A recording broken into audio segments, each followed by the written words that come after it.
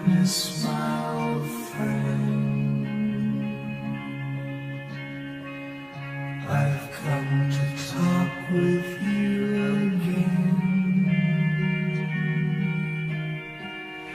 because a vision softly creeping left its seeds while I was sleeping,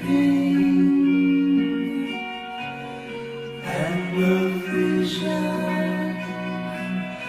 that was planted in my brain still remains within the sound of silence.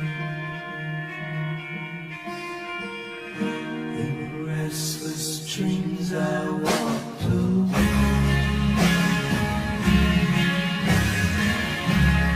narrow streets of cobblestone,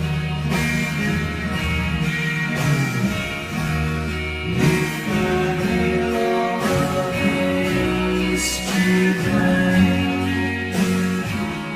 I turned my collar to the cold and damp.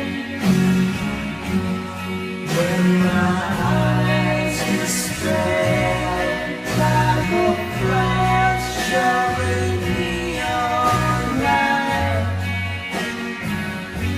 swept the night, catch the sound of silence, and in the naked light I saw